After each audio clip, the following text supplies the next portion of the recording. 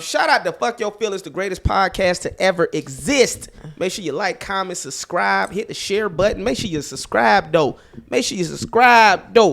Man, we got a phenomenal episode. I'm excited, man.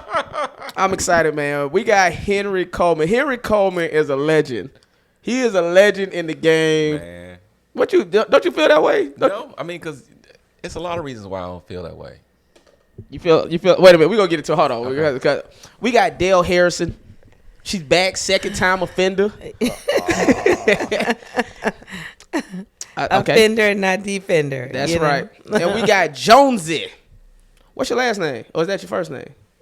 My name's Chris Jones, but I go by Jonesy. Oh, it's Chris Jones. See, He's the white Chris Jones. I'm a white Chris Jones. There's not a lot of us. Oh, man. There's the black Chris Jones in Atlanta. Oh, that's right. Shout out to that Chris Jones. He a good Said dude. It all. He a good dude, man. Chris Jones in Atlanta. Why you don't feel like you a legend, Henry? We're going to get into therapy this early? All right. I know, right? Let's jump into the therapy right away. That's the only thing I want to talk about. Him not feeling like a legend. The money got to match. Oh, my God. The money got to match. Stop. I don't know if it do, though. It do. I mean, I wouldn't want to be one of those guys where people have a lot of stories about, but he never was successful. I get it. You know what I'm saying? Like Martin Luther King died broke. But he was famous. Martin Luther King died broke. I don't want to be unknown. That's what I and broke. And he then have all these comics show up to my funeral like he was great. My kids gonna be like, well, what was the money at? Just like they are now. They gonna be like, what the money at? You got kids? Oh, that was your first mistake, bro. You got into this for the money. Silly. No, I mean, I did the whole, keep your head down, develop your craft thing. How long you been doing stand-up? 23, 24 years. What about y'all? How long y'all been at it? 20. What about you, Dale? 18 and a half. Yeah, I mean, technically, if you want to get technical, the first time I was ever on stage was 20 years ago. Whew. But I didn't really start doing it till I moved out here in 07. So I tell people 16 because that's when I really started getting. I didn't know you need to get up every night. So I was getting up once every year, damn near in college. But you know what I'm saying? And then in college, you were in college, and to build a muscle, you got to be up every night. Was it like a talent show in your college or something? Shit like that. Yeah, you know what I'm that's saying? cool. And then it was like little comedy spots in Atlanta, but that's where I met Ron G. Who else? Carlos Miller. Okay. I kind of seen all like the beginnings of these cats. Yeah. And then I moved out to LA. Ron G moved out here first. But I met Justin Mitchell, another comedian out there. Who ended up going back. He went back. Yeah. It's hard out here. What y'all think? Y'all ever think about moving back? No. Nah. Where the fuck you be at, Henry? Do you live out here? I'm back and forth between here, Atlanta, Chicago. I mean, I tour. You know what I'm saying? Okay. I'm selling tickets, and You heard the fuck. Okay. So I mean, about money. For me, yeah. I'm trying to. No, that's what I'm trying to get to. I switched my mind from like an artistic. I see LA as a school. You know what I'm saying? For me, it's kind of the X-Men school of talent all around. Right. But what works here doesn't necessarily work in the real world as far as making money in ticket sales. It's the school of learning how to tell jokes for the woke crowd. That's the school. Yeah, but those people only pay to see famous people. This shit doesn't work outside of Hollywood. I don't know if you've experienced that. Yeah. They only pay, like, we're getting really good at something that they only pay famous people to do. So wait, you mean out here? Yeah. Or on the road? Here, it's like you're perfecting a craft that the audience only pays famous people to do. So it's like, I think famous people can't get paid out here doing stand-up. They got to come out here and do television and film to get money. Say that again, Dale. I think famous people, they don't come out here to get paid as a stand-up. They get money in television and film. Yeah. Because that's like these clubs, I don't care. They may pay me $7 at the Improv in the Lab, but they're only getting paid $15. You know what I'm saying? So they still only paying $7 at the Improv in the Lab. I just heard a comedian. It's like $20. It's like $10 or something. Oh well, if you're white, it's $20. Maybe if you're white, it's $20. It's it costs more to be white. I gotta buy extra clothing so I don't go up in flames when it's 110 degrees. Do you feel like you performing for a woke crowd, or you have to now start? This town, yeah, like making your material based around to what's gonna appease the crowd versus what you really want to be talking about. No, I talk about what I want to talk about anyways, but then I can tell I've been doing it so long now. I know when a joke is gonna work, and I'll put it up in Hollywood, and I'm like, certain subjects or whatever, and I'll get a reaction. I'm like, don't trust it. Like, what are those subjects? Don't trust it. Let me try this in Dallas. You like they're not I liking think my this gay Jew material. That's a lot of gay Jews. I don't understand what's wrong. I got some pro-Nazi bits that are pretty damn good, man. They're not rolling with my pro-Nazi bits. Yeah. I do the salute and everything, man. I get physical. But I mean, at this point, I know that when the crowd loves you, they let you do whatever. And out here, you're on a show with 8, 6, 7 people. If they have an audience, they didn't come to see anybody particular. Yeah, they can't So see and the anything person, that veers away from what their their notion of what it should be, you're gonna get the oohs and ahs. Yeah. They're very self-conscious too, and they're very image conscious. So like they don't want to show that they will laugh at a certain thing that a comedian might be talking about because it's a show of approval. I want to show that I approve this in public around other people. I think about my image. And that's exactly what I go through. Yeah. I always know when I do bits on race, because I talk about race a lot. The room has to be 60-40 or 50-50 of black and whites and Latino, whatever race I'm talking about. I have to have just as many of the other race in there for that joke to go over. Because if I talk about white people and it's all black and it's one white person, they all clam up like, no, we don't feel like that. We don't want to make him feel like that. And the same with the white people. It's like, if I'm talking about, I could talk about race as long as it's friendly. In a room full of all, but if I make a distinction in my jokes about race, then they clam up. Hey, tell us one of your friendly race jokes. Friendly race jokes. No, I'm gonna tell it to you. Go. Okay, so my racism is directly affected by my desires. A white man give me a job. Those are my brothers in Christ. Right? Yes, exactly. See what I'm talking about? Clamming up. A white man give me a job. Those are my brothers in Christ. You know what I'm saying? Yeah. A white man don't hire me. It's because he's the devil. Right. That's funny. Blue-eyed. See, and the thing about it too is, but then I'll go on to be like, a black man. If I see a white woman, a black woman dating a white man, then I'm like, sister, you love who you love. See a black man, attractive black man with a white woman, it's because niggas love dating the devil. You know what I mean? Why is that? Just to get off a track real quick, why is it that a black woman could date a white man, but a black man can't date a white woman? Well, I feel like we also don't really approve of that, but we also know her loneliness, So we're like, okay, honey, you just love who you love. The black woman's loneliness. Yes. But a black man ain't lonely either. Well, we feel like, see, the thing about it too is, now this is from my perspective. Yeah, okay. Yeah. We're trying to cancel you. Listen,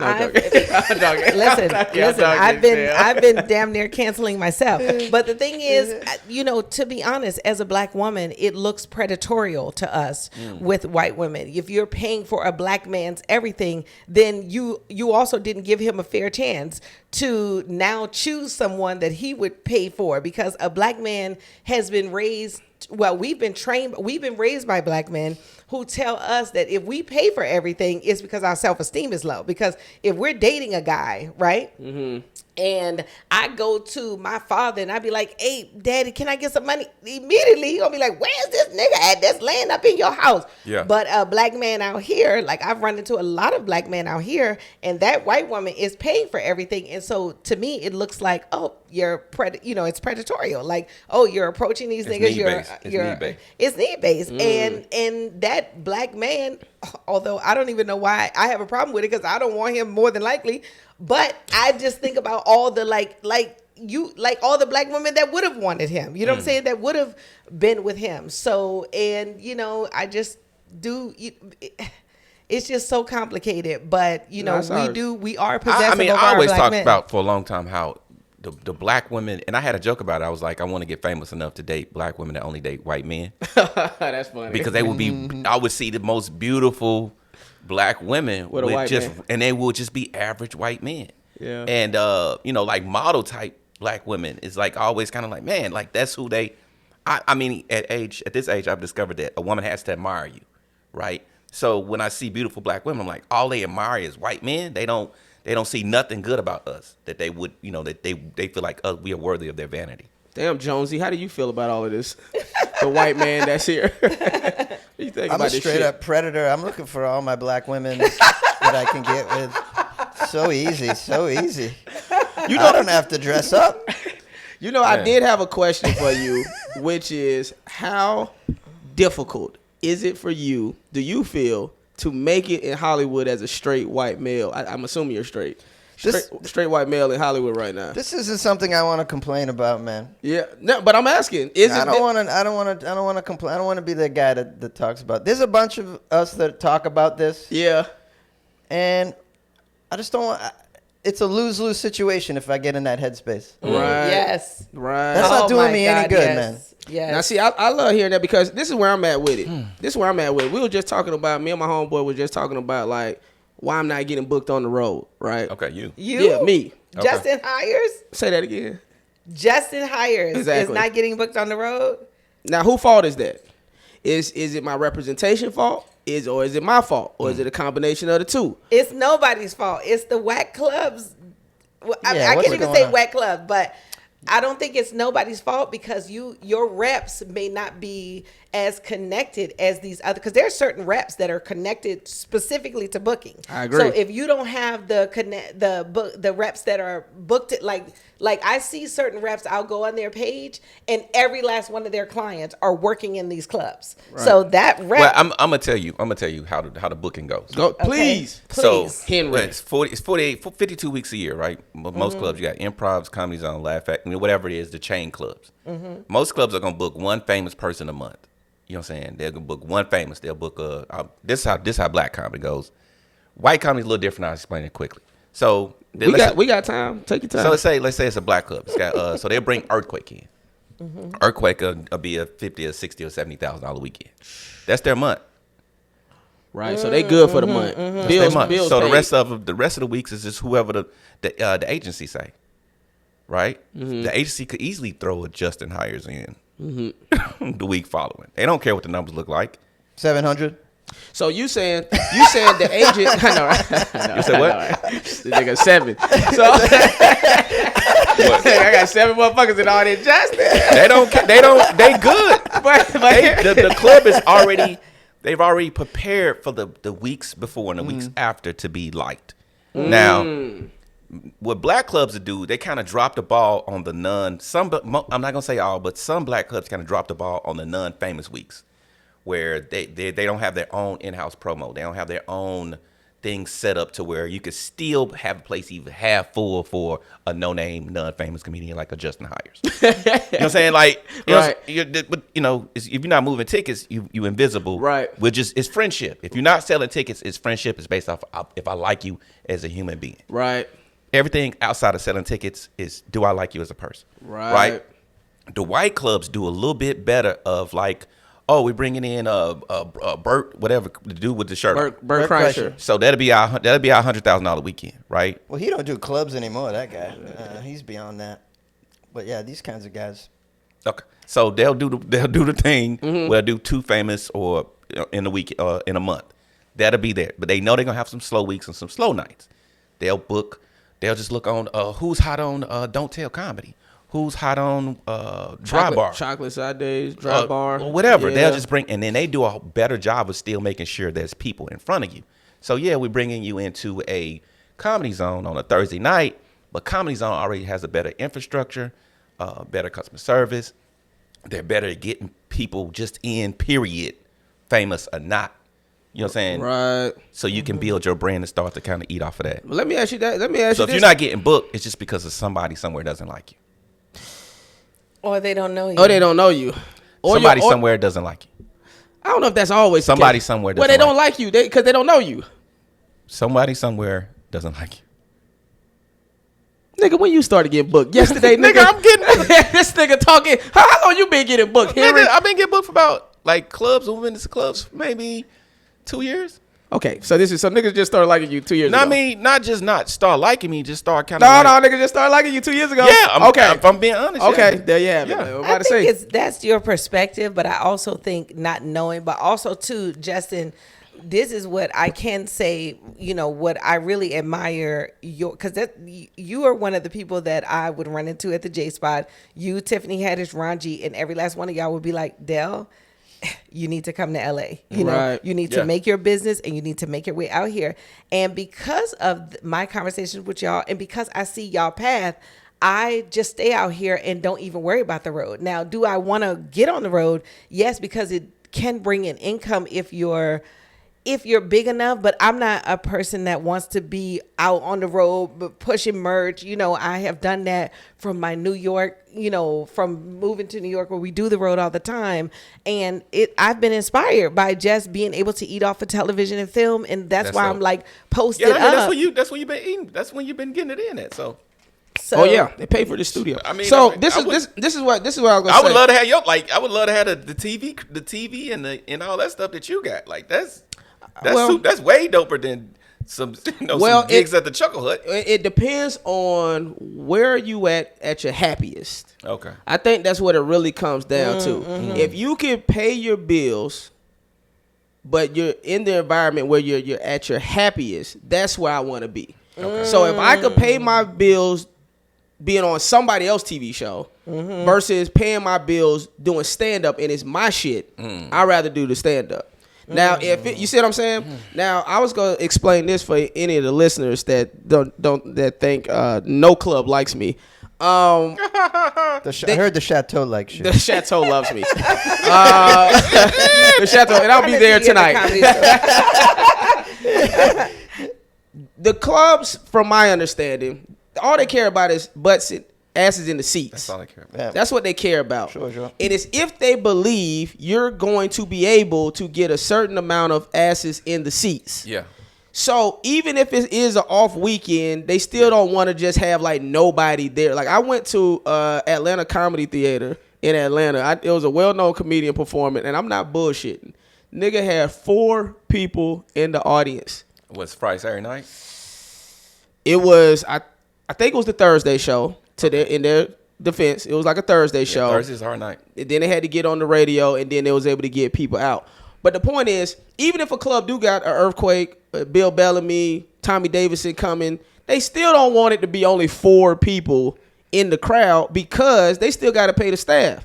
They still got to pay. No, I mean, so what they do is they just Take the money from the bigger names and to pay the staff. No, they just run a skeleton crew. If we bringing in a Joe Blow comedian, we're not gonna have. Get a little closer. Okay. If we bring in Joe Blow comedian in, they're not gonna have the normal. They know if they bring in Bill Burr or whoever, Donell Rollins. Right. Well, we gotta have 12 waitresses. We gotta have You know what I'm saying? When they bring in the no name, they're gonna run a skeleton crew. They're gonna have the DJ almost serving tables. You know what I'm saying? Like it's gonna be less people there to work with them. Right. No, And they're just opening the doors so that they can say we consistently open the door. Because you never know. Sometimes you never know. I've seen it with clubs, like I'm from Memphis, Chuckles, and that's like my home club. And I've seen it where they didn't really expect nobody, and then it's like, oh, we ain't expect nobody for this person. They kind of wrote it off. Yeah. And it's like a line around the block, and they stand there like they didn't tell all these people not to come in. I've had that happen And once. and then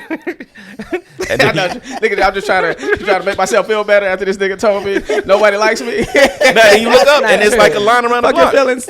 No, I mean it's relationships, and I see how like in waves they'll run people through. It's relationships. That's a key component, bro. But Yes. the part of the relationships is, yeah, you have to be likable. That's in Hollywood in general. So it ain't even just the comedy. No, club. I said no one likes you because I think why I wasn't getting work because I was always funny. Oh, yeah. I was unlikable. So like and I telling was, people that nobody liked them. I wonder No, why, but nigga. that's probably your. I wonder what was your struggle, Henry. And that's probably your journey. After that was a part of my journey, but he Yes. asked me, so I told him Your from perspective. from my perspective. Yes. So I'm not here to tell nobody else's perspective. So as people's perception of me publicly and privately begin to change, then opportunities start to open up.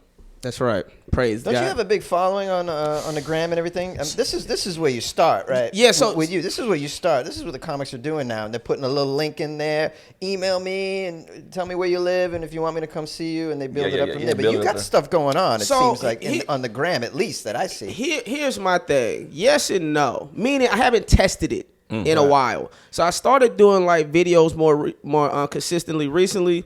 I haven't done like, let's say I got like 92,000 on TikTok. Okay. Something like whatever thousand on 96,000 on Instagram, 50, 60,000 on Facebook. I haven't put out like a clip and ran an ad behind it and say, yo, come to this club to see me. Yeah. So that's what that's something me and my reps was talking about as recently as this morning when it comes to do some one-nighter shows. Yeah. Don't take the guarantee. You see what I'm saying? Do a door deal, and let's see if you can sell some tickets. Yeah. So I have had sold out shows, but that was before the pandemic. I haven't really been on the road as a headline. I went last year twice in some bumfuck cities.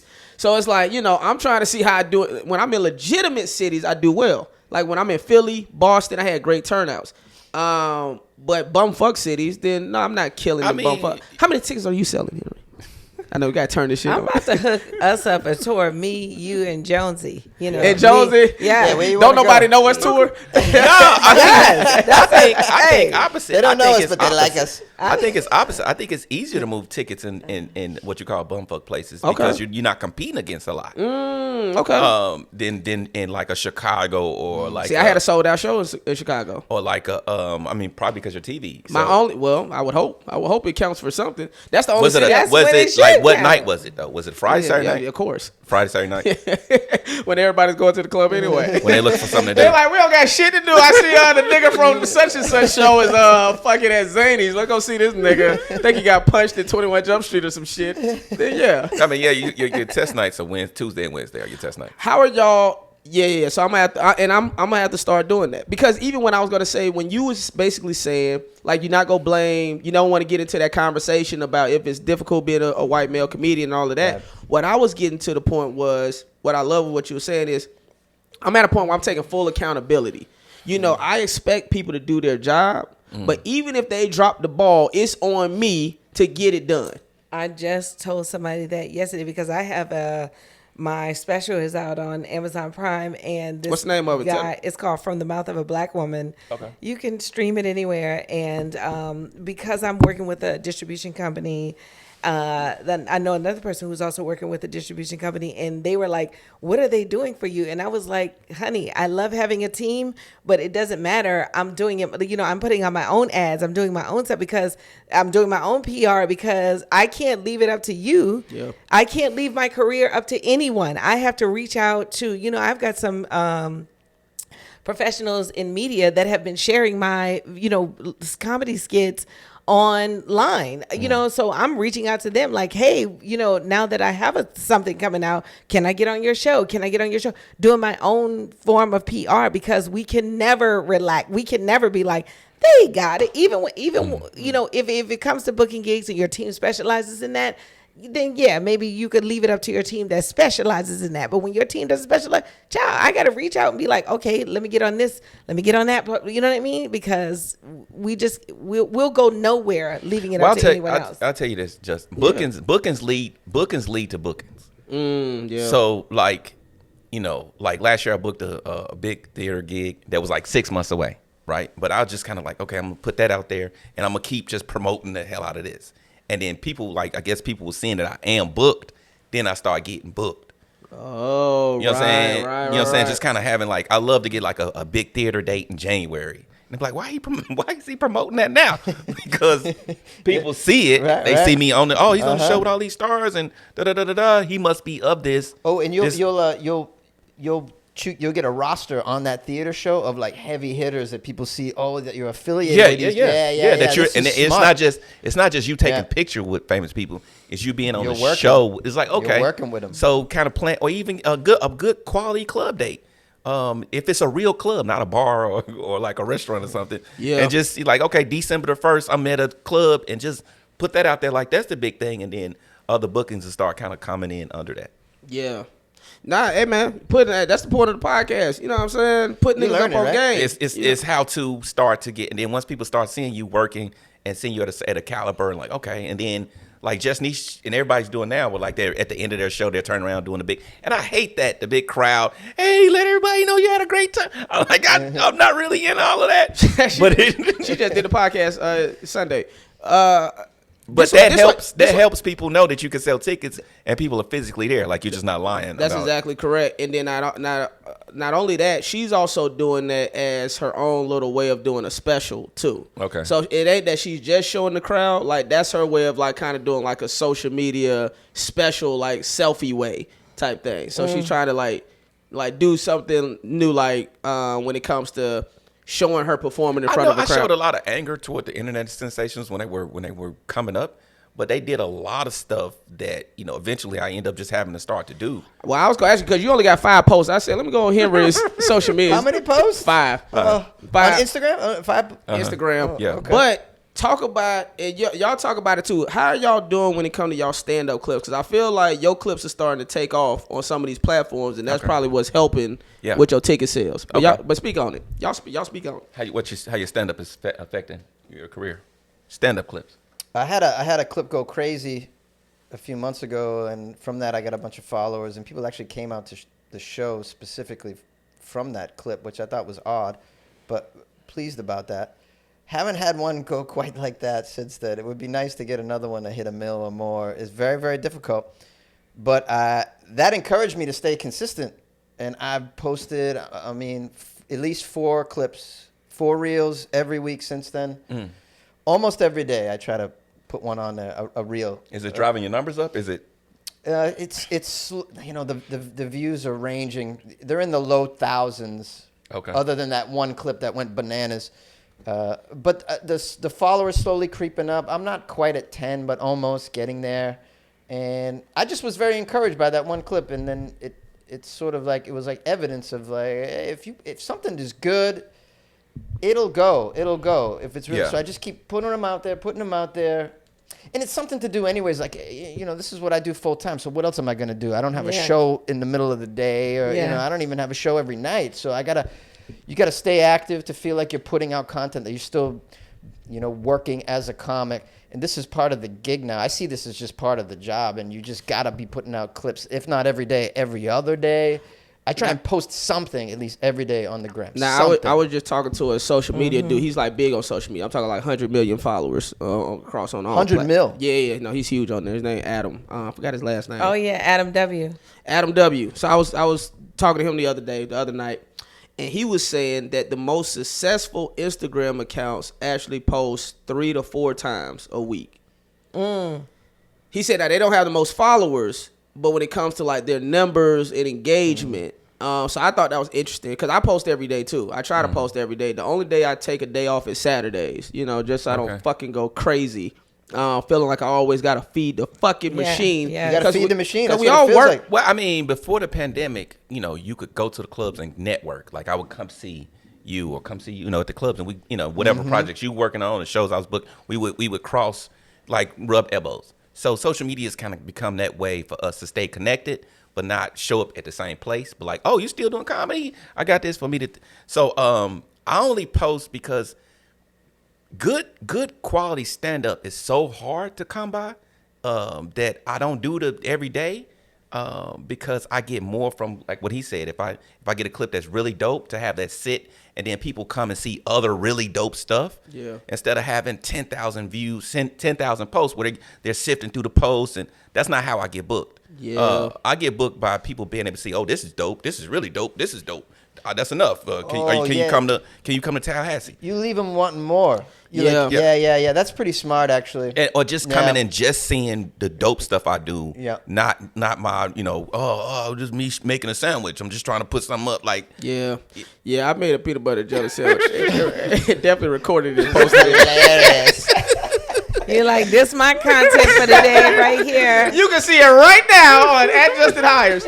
Yeah, no, that's a good point. That's actually what I've been trying to do is delete a bunch of my content So I could get to that. I was like, if I could get, I got like 6,000 posts. Somebody gotta really love you. 6,000. That's a lot. Somebody has to really love you. Yo, that's a lot. That's a lot of to posts. sift through all that and see, like, okay, this is dope, but what if I make a mistake and book this guy and he was just killing that time, and but all the rest of it is just trash, Right? So I mean, it's like, no, you can see like the few clips you can see is like, oh, this guy, this is what he does consistently. Right. I just don't put a lot of it up. You know what I noticed that does like really well in these areas is not your actual crafted joke, some little piece of stupid crowd work that like went off The crowd rails. work stuff is going. People love that. Nate Jackson's doing very well with the crowd. People love the crowd. The I think crowd work. Matt is posting a lot of crowd work stuff.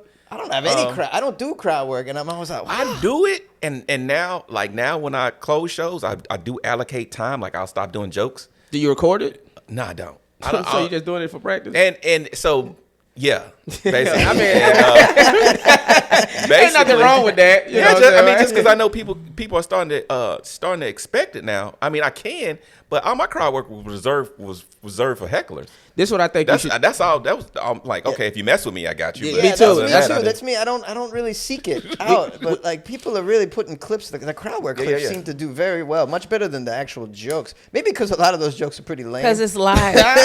No, I think it's live. People are more. Yeah. Now people are more self-impressed as individuals, and a lot of them as audience members feel like they should be on stage. And they feel like you should be That's the talking to me. only reason why audience members come to show. They come to a show to see if you're funnier than them.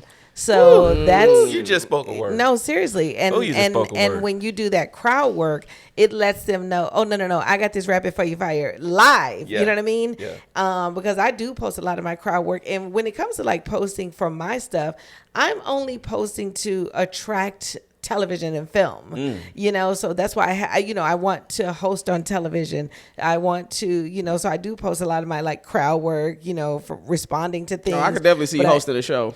Like that's what I do. I mean, that's what I did at Crack 'em Up for like 3 years. That's what I do on Fox Soul. I host that talk show on Fox Soul. So, because that's my whole goal is for my career is to host on television.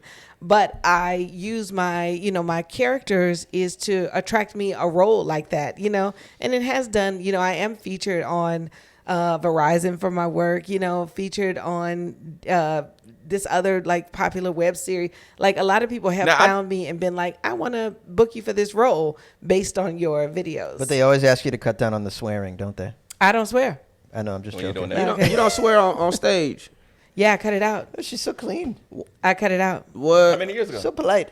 3, almost 4 years ago. Can you see but a I mean, difference? Can you see a difference? yeah, I good see question. a difference in my soul, because Oh. that's really, because that's, Oh man. that's really well, then I'm what I definitely wanted going to to fucking do. hell.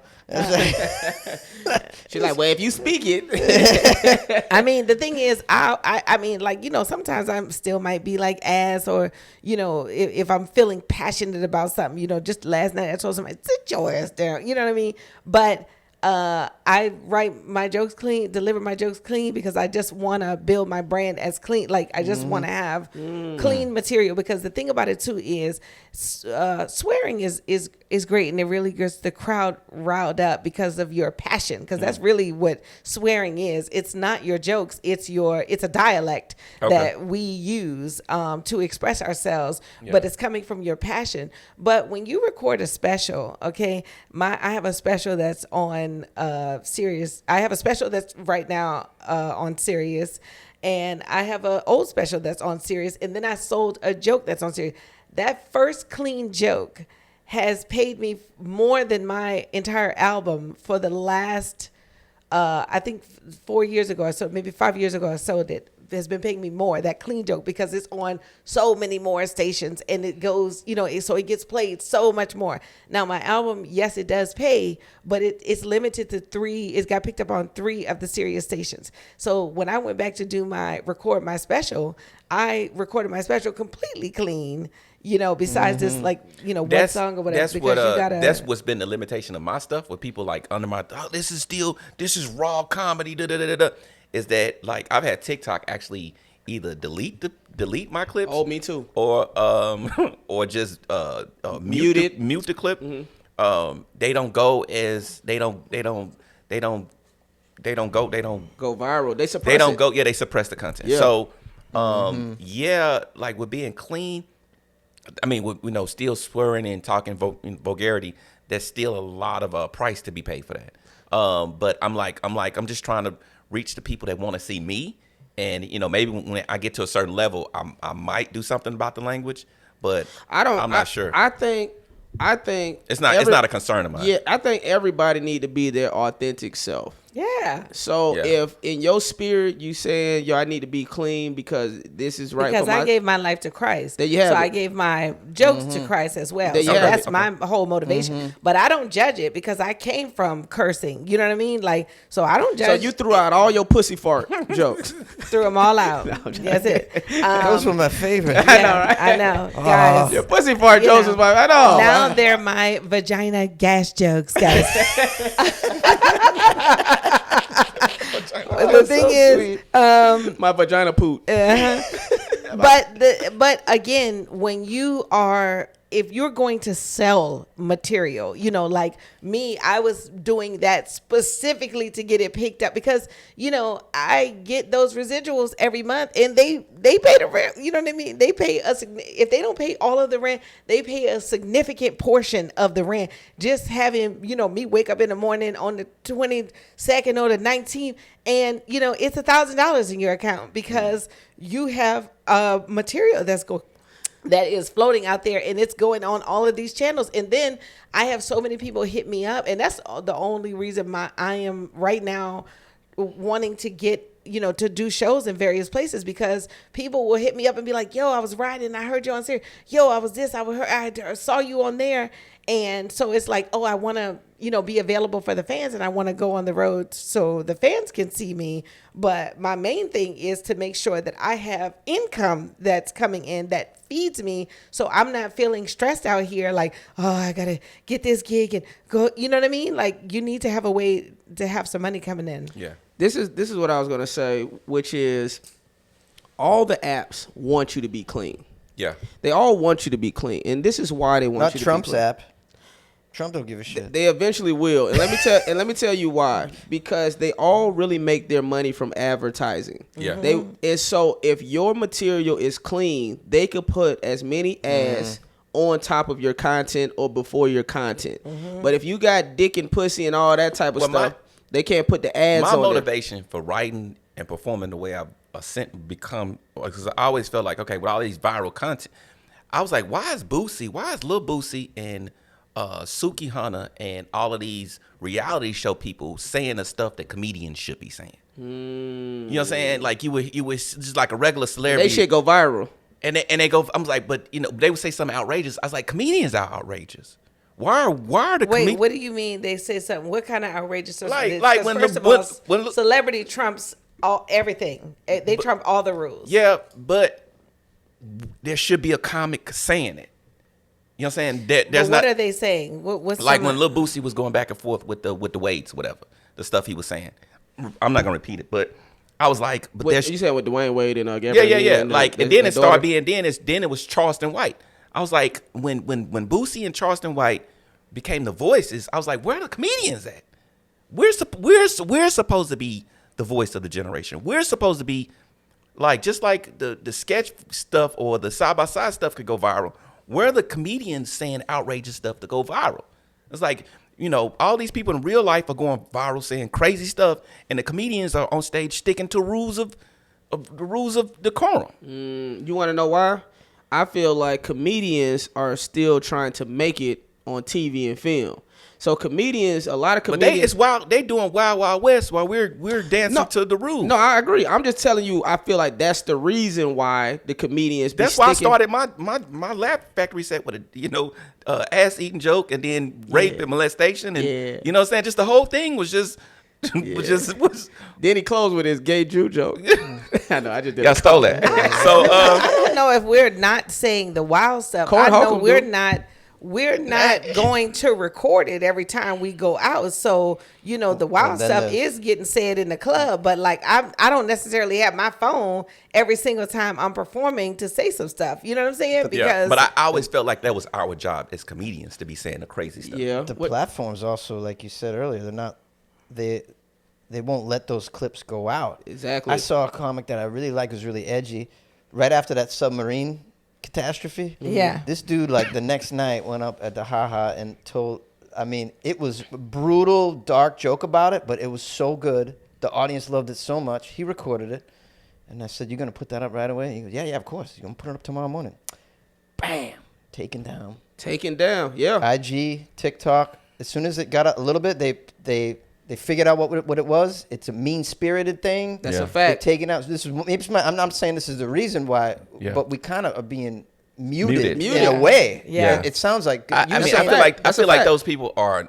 I don't know if the feds or anybody that's kind of has an algorithm that's really pushing them beyond what like, because everybody that says crazy stuff isn't. I'm like, okay, they must be being pushed by an unknown force or something. Like something has a plan behind them being able to just stand on that mountain and say that. They could choose who they want. I know this for a fact too. And that's what they're doing. Yeah, they could choose. I've heard like creators say this. Like they've had meetings at TikTok. They've had meetings at these platforms. They're like, we want you to use our platform. We'll hit the lever so everyone to see your content. But we want to make sure that you're providing content for our platform. If they like you, i.e. like Matt Rife, Nate Jackson, like they like them. You see, they like them. So they're gonna make sure every video Matt posts on TikTok. I'm not bullshit. I went on there like recently, a couple weeks ago, 10 million views. These networks would kill, literally. They would kill to get 10 million views on their shows right now. But that's because somebody at TikTok, not only is he providing good content, Matt's funny, Nate's funny, but they also like them. So they open up that floodgate. Yeah. And it's going to take the same thing with you. This is what I was going to recommend for you. Record your fucking sets on the road, bruh. Because any crowd work that you do, post the shit online.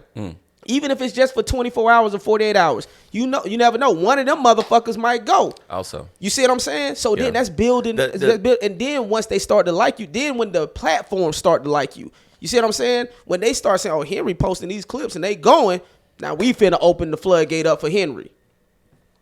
yeah. Yeah, I think I will when I start getting like more work consistently and kind of build up that team. Right now it's just me. Even if it's your cell phone, fuck it. Just cell phone. Yeah. Even if it's just, bro, your clip that did 1 million, that was a cell phone clip. No, it was a clip from the club. The Okay. Comedy Magic Club. See, I couldn't but tell. all the other clips are. I have a just pet phone peeve is because fine. I've seen people really and I kind of hold myself to the same standard. I've seen people with great jokes, but it just be recorded wrong. And Yeah. it, like you ever see the clip where the guy's killing, but you can't hear him. All you hear is the audience. And you're like, I know you killing, Right. And I mean, it sounds like you're doing great, but you can't hear him. I can see Chris Spencer post a clip like that. Or you hear him and you don't hear any audience reaction. So you're like, is this bit working? What kind of phone you got? Me, I got both. I got an iPhone and a Bro, Android. I'm telling Yeah. you, iPhone picks up shit good, bro. Yeah, also too, because my clips do go viral. You know, I have some clips that have gone viral a lot. The algorithm, it responds to sound, lighting, and that caption. It has to have that big old caption. Like, so when you're talking about, you know, Ass eating. yes, then And you rape. would have, you would have the big square text that sits right at the bottom of the video or right across the video, like where it, those things the algorithm picks up. It also picks it up at a certain time of day. And you can Google this. You can post, if I post that, like also too, you can go and look at your followers' engagement, their best times when they're on. So if they're on at noon or they're on at 11 a.m., that's when you want to be posting in that between 11 and 6 or whenever your followers are on, and it'll show them more.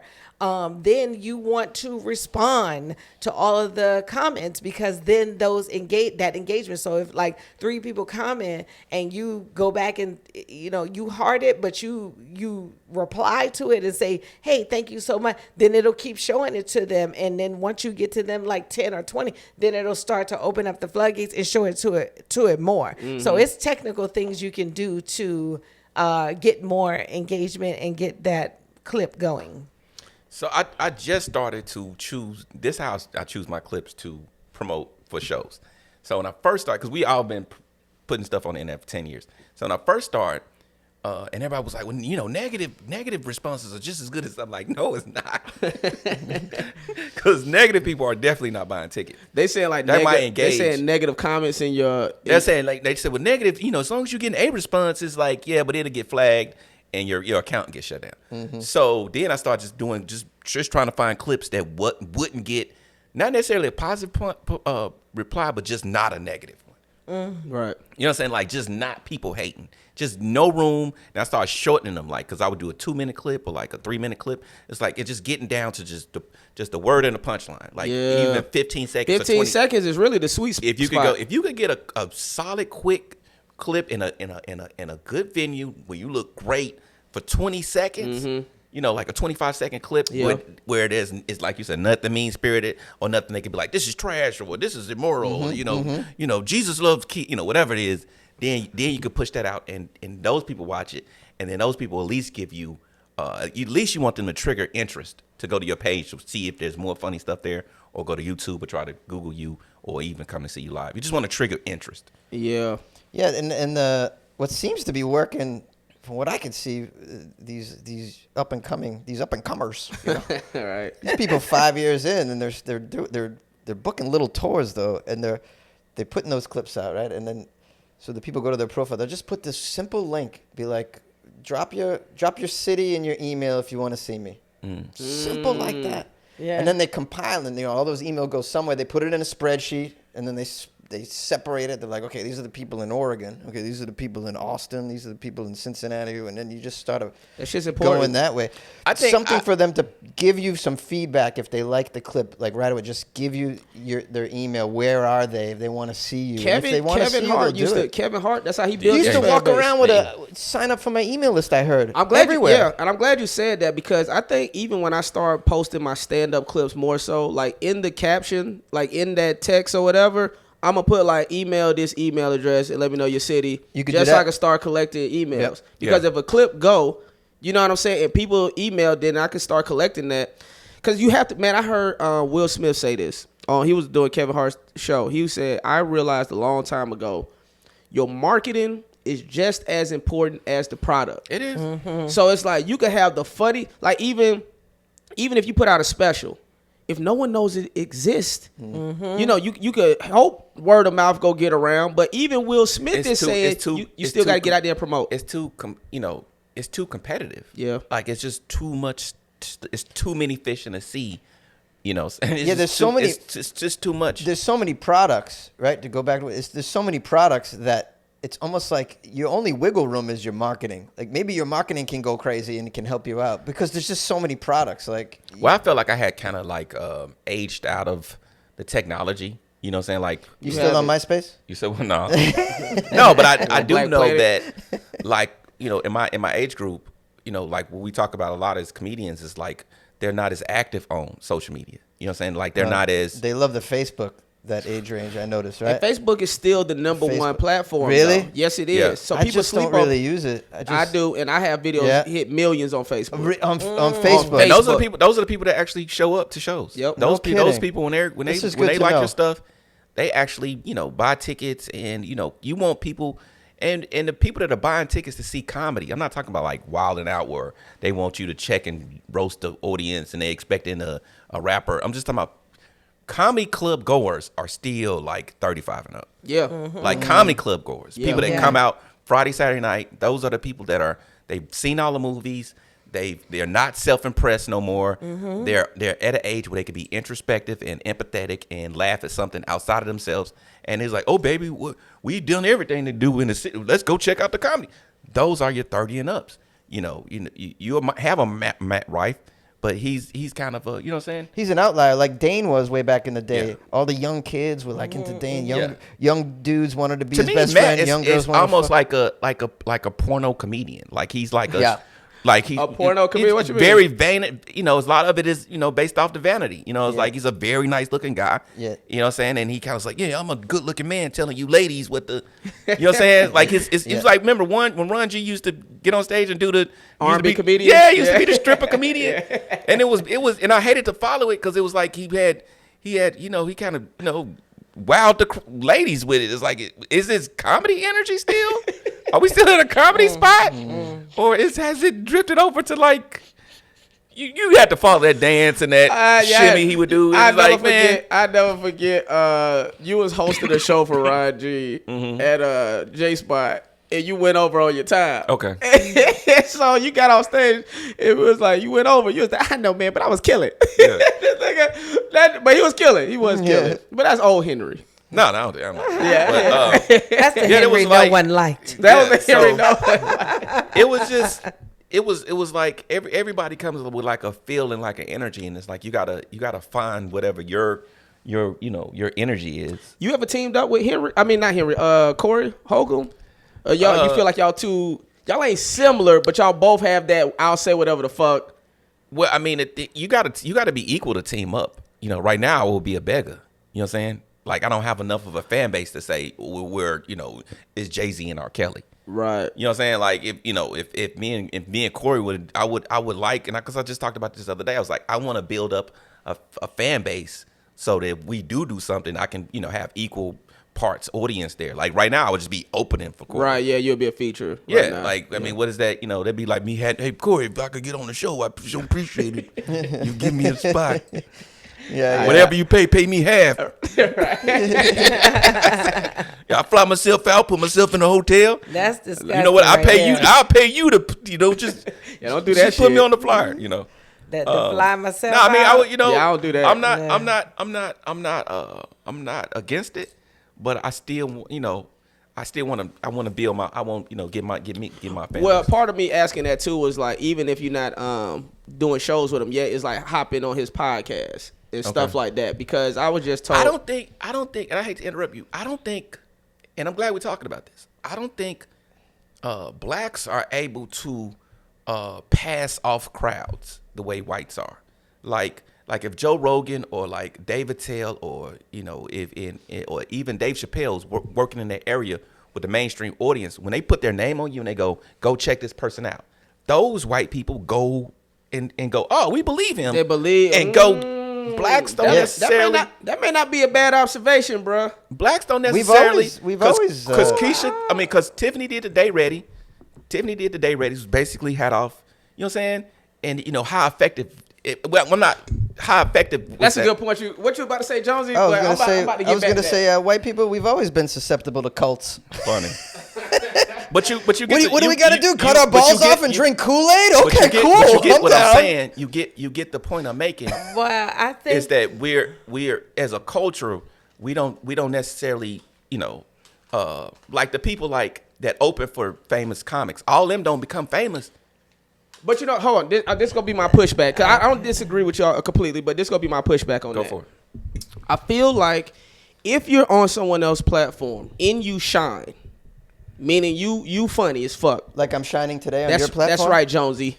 Really feeling it. If you're on somebody else's platform and you shine comedically, I feel like there's gonna be a few people. Just like if you open up for a comedian, I've opened up for Marlon Wayans, Affion Crockett, and I walked away with new followers. Like they was like, "Yo, you killed it tonight. I'm finna start fucking with you." And they start and they bought tickets. They to come did. See. They actually did because I opened and I have proof of this one because I opened up. Those ain't niggas. Those is white. That was niggas. No, only people that was at that show was some niggas. Okay. No. At no. surprised. Yeah, I opened up for Marlon at the Improv in Miami. Okay. Had a great set. The manager was like, I want to bring you back to headline on like a Thursday night. Dope. And I had a crowd show up. Wasn't packed out, but I had a crowd show up. That saw you. And that's the ones that saw me in front of Marlon. That's how it's supposed to be. So this is what I'm saying. If you're on a Corey platform or one of these other platforms and you saying some wild shit or whatever, and niggas like, yo, I fuck with this nigga, I do feel like, even if it's 2 followers, I don't know what the numbers gonna be, but your face is getting out there and you picking up. Look at everybody that's on All Def. All Def is all the comedians on All Def. That's essentially being on a network. Like that's being on. But that's not Patti LaBelle telling you to. That's a, like you said, that's a network. That's a. But everybody, you should see everybody's shit as a net. Joe Rogan you should podcast. see everybody's shit. Yeah, exactly. And That's what I'm saying. I do feel like you got the Dave Chappelle's that has spotlight the earthquakes, and that followed him over there. That's, you know, I do. You got to kill. Yeah, It's like when they give you that opportunity, now it's your time to fucking step up and kill. Because like she just said, Chappelle could have gave that opportunity to Earthquake, and Earthquake could have had a mediocre set, and nothing would have came from it. But who is killing on Corey's podcast other than Corey? That's where you step in. That's where you step in, Henry. That's the point I'm making. But let me tell you, Marcus is doing you well. You really need to go over to Joe Rogan's podcast, because see, you got black in your mind. If you went over to a Joe Rogan's podcast, you would definitely get his following. Yeah, first about the whites. First you got to because look at David Lucas. See, you know who David Lucas is? Yeah, great friend. There you have it. So David Lucas went in there on the white tip, killed with the white boy. With the Kill Bill and did all the roast shows. The roast shows? Hey, Dave came He out of keep there. doing theaters. He did. Kill That's Tony. what he was doing completely theaters now? aligned. Doing theaters. I think he's doing theaters. I'm speaking. Well, We gonna speak it into existence. That's Yeah, right. he doing theaters Thing now. is- He's selling out though. Yeah, he he's was selling. completely aligned, and I feel like you cannot limit your funny to the Corey Holcombs. You cannot even look. We're talking about podcast, platforms in general. Yeah. And where I'm going to land. I gotta get on platforms. I just haven't figured out exactly which ones I want to solicit or begin to politic for. I'm like, let I me think submit anybody- myself to Joe Rogan podcast, because we got a lot to talk about. I mean, do it. Good luck getting on I'm about to say there, good man. luck getting on, Yeah, but I know. But those You gotta be I feel like like those invites start to become more once you organically build your own. no, that's a fact. And A you try Joe to, Rogan, yeah. build up heat, or even a Corey, like, oh, I'm hearing about you, come fuck with me, type thing. But I think this is why I call you a legend. When he first walked in here, I called Henry a legend. And I mean that shit. Thank you, Because, brother. because everyone knows you're funny. Everyone knows you as a disrespectful nigga. But I think I had to be. I don't Because know if I you always had to like be. when I did HBO, I was drunk as fuck that night and probably disrespected a lot of people. But I thought that's what we were there to do. Like disrespect the producers and directors. It was just how I was brought into comedy. Was like in the late '90s. Is like I always heard these crazy stories about what these comedians did. I was like, oh, comedians are supposed to be nuts. Yeah. We're supposed to be da-da-da-da. Like rock stars. Yeah, Legit. and so I'm just around here being nuts, thinking that's what we're supposed to do. Destroy the hotel room, Disrespect. do all the drugs. And Get drunk. That's what they used to everybody's do. like, we have a strategy now. Now we just show up and we shoot our sketches and we do our bits and then we And go don't home. curse, don't curse, don't curse. Yeah, like I was like, what shifted? Everybody was just there barely. Nobody even drank. Everybody just kind of walked out, and when you see the shows, it looked like it. It looked like nothing crazy happened. Like everybody just put on their nice clothes and went out there and did their set. Wait a minute. Which HBO show you talking about? The last one, the one that Tony Rock hosted. Oh, Def Jam. The last Def Jam. Yeah. It looked. I mean, and everybody was funny, but it looked very Buttoned up. clinical and very. Organized. My favorite Henry Coleman. It was like and I had to let go of that fantasy in my head that that's what we were supposed to be, and to get to like this place of strategy. Like, okay, now you need a strategy. Now it's not just about going out there and touching people's heart and turning the light on in their soul. It's about having a strategy and shooting these things and connect yourself with this person. And I was like, fuck, damn, that don't even sound like art to me. Yeah, it ain't art, but we got to remember it's called Strategy show. is art. It's called show business. Yeah. And that's some real So- shit. And so, unless But I was just trying to tell you the motivation of what was fueling that old person. Right. Yeah, I think in the time where you're thinking of, they just show up and everybody is, drunk and being whatever. It was newer. It was the newer Def Jam era where it was new to everybody. So they was just having to take whatever personality came to them. You know what I'm saying? Yeah. Because they just was like, all right, well, he crazy, but he funny. You know what I'm saying? Whereas Nah, you gotta be now- sane and funny. Yeah, now in order to build a And strategy, you can't jerk off in front of anybody anymore either. sure What can't. the hell? you just stole the jerk off time. The thing about it too is now, strategy is an art, and people have to understand who you are in order to build a strategy around you, and they have to know what you desire. So if you just drunk in the corner, because like any alcoholics I meet, I'll be like, all right, I guess I'm gonna see you next lifetime, because I don't know how to assist you. I don't know what you desire. And I don't know, and because I don't know what you desire, then you can't build a strategy around them. You know what I'm saying? You can't build a strategy around anybody who's not reliable either. Yes. And those people just reek of unreliability. And now you kind of have to be on point because there's too many comics, man. So you got to be like, maybe I'm not comic. funnier than this guy, but I'm better looking and I'm very professional. I'm always on time. Now they have a whole, and the ship will just pass you by if you can't. You know what I'm saying? And that's what I felt happening. It was like, oh fuck, this is just passing me up. And so I gotta shift, and I gotta, and I have. So yeah. You had anything, Dale? Yeah. I was just gonna say, as a comedian, because that's what the Def Jam left in a lot of our minds is you just be funny, you gonna destroy, and then you see the Mike Epps and now all them went to television or whatever, but you don't need to be that funny in a movie. You know what I'm saying? Like, when you're destroying on stage, you need to be a person that has definitely mastered, taken some classes on how to deliver a script and master, showing up for auditions and being cool and booking the room. Like, all of those things count.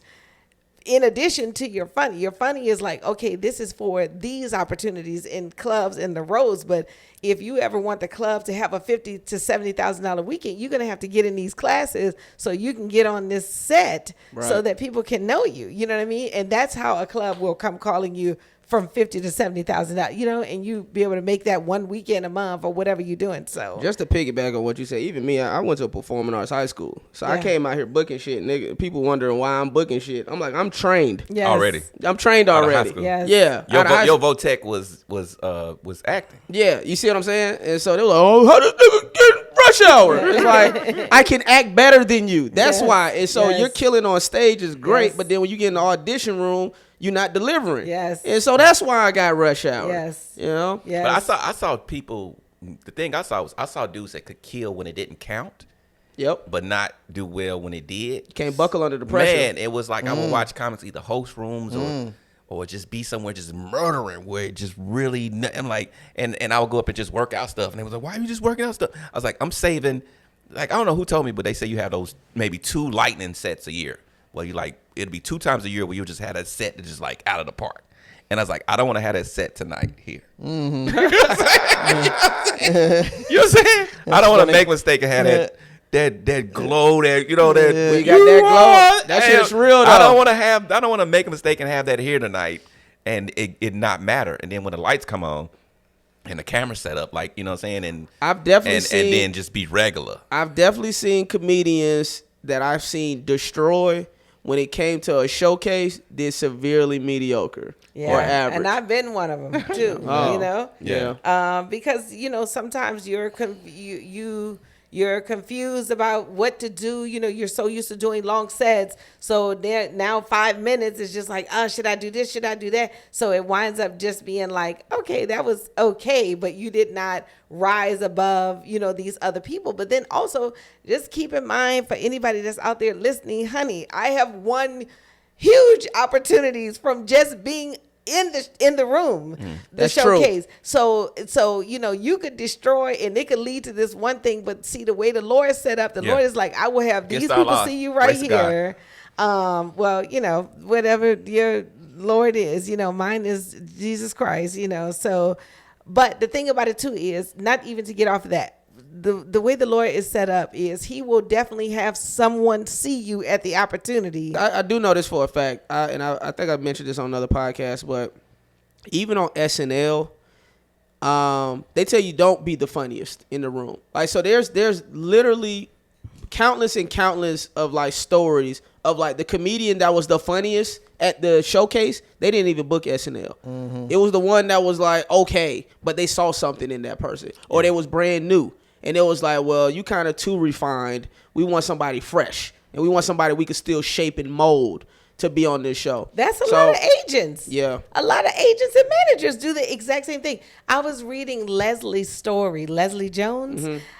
Chris Rock had called. He had seen her destroying for years in these clubs. He had called every big manager in town to come and see her. Every last one of them was like, they can't see it. They don't see anything.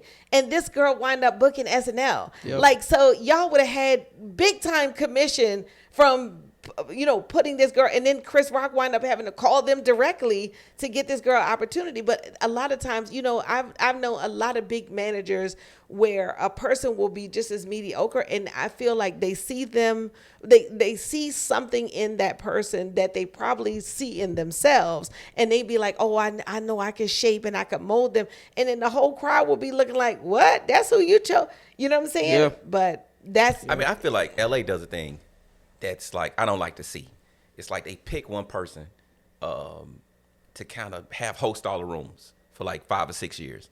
And if that person does a big thing and kind of graduate up and out of it, they kind of cast them to the, you know what I'm saying? It's kind of like a, Who you? I'm just saying it's say like, the name. Nah. It's like, who you talking about? Because I'm confused. it's like they Who's kind of in your run, mind? they kind of run people around you're like, okay, they're gonna, we seen a couple people, you just like, oh man, I thought they was gonna blow up. Yeah. And it just like, man, what happened? They were so Yeah. hot. Man, something. 5 years is generous too. They and I'ma probably say give that- him 2. My bad. But you know what yeah. I'm referring to? He's like, Well, this is what I'm saying too. Sometimes, man, sometimes people don't pop because it's a few reasons. Sometimes they might have bad representation that's fucking them up. They being assholes to like movie producers or bookers or whoever the fuck, and you have no clue that your representation is fucking you over behind the scenes. Sometimes it's people's attitude, the person, the star, whoever that person is, being unprofessional, being a dickhead, being an asshole, because that all comes back to being likable. And then third is sometimes dropping the ball when them opportunities come. Yeah. They clam up. They had them big auditions, and for whatever reason, when the lights on them, they can't perform. So they dropping the ball on themselves. And the fourth reason that I could think of is some people just don't put in the fucking work, because you could talk all that shit. Oh, I gotta do this, I gotta do that, gotta do this, gotta do that, and it's like, yeah. And while you're not doing it, there's somebody else doing it. They're not as funny, but they're putting in more work, and now they're getting that success, and you sitting back like, damn, that should have been me. Yeah. Now you're bitter and resentful, and they going up, and you on the couch. These Yeah. are all valid reasons. I would just add one more. Yeah. In that there are trends in this industry. Like there are trends and things are fashionable. That's They a come fact. in and out. I remember when I was in New York City, my theatrical agent told me, because my opportunities. I was doing a few things, but the opportunities weren't really beefy. Let's just say. He goes, well, if this was the 80s, you'd be killing it. I go, what do you mean the 80s? He goes, well, Michael J. Fox.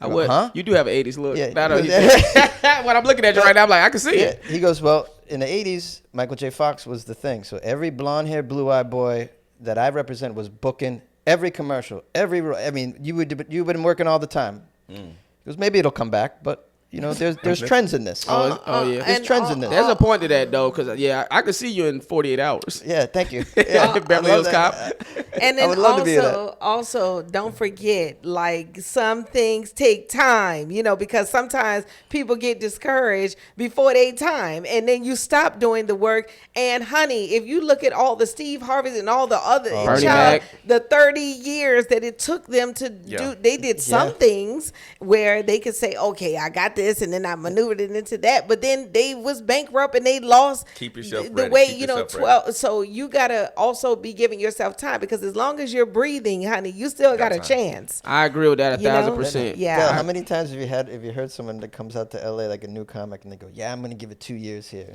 What? A lot of times. Yeah, I hear that. And I'm guess gonna give it what? 2 And years. I'm encouraging 2 you years? all the way, because some people do come out here and it don't take them that long. But then other times, it take them to 20 years, and I'd be like, just keep on going. And some people, it take them 30. Yes. And it is what it is. But And as it- long as you don't quit, Yes. you got a shot. Yes. Yeah, and be able to reinvent yourself. Be able to Yes. like whatever that is, turn around and start to and start to readjust yourself to whatever the new rules are. Yeah. Yeah. Hey man, this has been phenomenal. Just like I knew it would be, man. Let people know y'all socials, y'all social media, where they can find you at, any shows you got coming up. Let them know. When is this coming out? First of all, that way I can let you know. Next week, next Sunday. Okay. Next Sunday.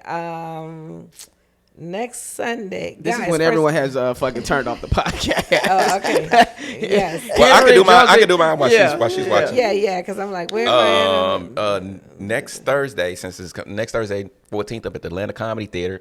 My show, what I'm doing, what I advise you to do is you book a night, and then we doing the door deal, and see if I can sell tickets there. Then Helium, October 11th. That's also a ticket sale type deal. Then there's a theater show I got in Atlanta, I think the 21st. I'm at the DC Improv on October the 19th, but that's not really me. That's somebody else promoting it. And I don't really I post people's when people book me, like promoters book me, I will post it. But if you're just paying me a flat sum, I'm not gonna post it as much as I'm posting the shows where I'm selling tickets. Nah, I feel you. So dudes be like, "Would you post my show?" Like, that's your show, right? Nigga, you promote. I'm just you paying me to perform. Yeah, I feel you. Dude. I'm posting the shows where it gotta be people there that even think I'm stupid. Yeah. Yeah, guys. The main thing to do is to look me up on my website. IamDelHarrison.com. IamDelHarrison.com. That is where you can link to my special, my music, and every single thing that I'm doing is right on my website. I have a special that's on Amazon right now called From the Mouth of a Black Woman. You can get it on Amazon, Apple Plus TV. You can also stream it on all your favorite music stores, Spotify, iTunes, and yeah, follow me on the gram. I am DEL Harrison. Thank you. Amazing. I'm also on the gram at Funny Jones, and I would like to take the opportunity to promote my podcast. Go for it. Yeah. I have a daily weird news podcast. It's called Weird AF News. I do weird news 5 days a week, and on Friday it's only weird news from Florida. Hilarious. Yeah, I've been doing Florida, this everybody. for years. We're at 1,600 episodes, man. Wow. I don't miss a day. Yeah, Wow. this has been my thing for a while. So yeah, Weird AF News. If you want daily weird news, I'm the only game in town. Daily weird news. That's amazing. It can't do nothing but pop. You doing it that long and that consistently. Hey man, it's your man Justin Howard. Make sure you hit subscribe, hit that subscribe button, share the clips, man, and let your friends know about the shit. And yeah, follow me at Justin Howard. And if anybody check out my In My Feelings episode I just posted. That's just me when it's by myself. I talk about why I'm not shooting my special in NYC now. And yeah, man, this has been an amazing episode, just like I knew it would be. And if anybody was offended by anything that we said today, just remember one thing. Fuck your feelings. And we out.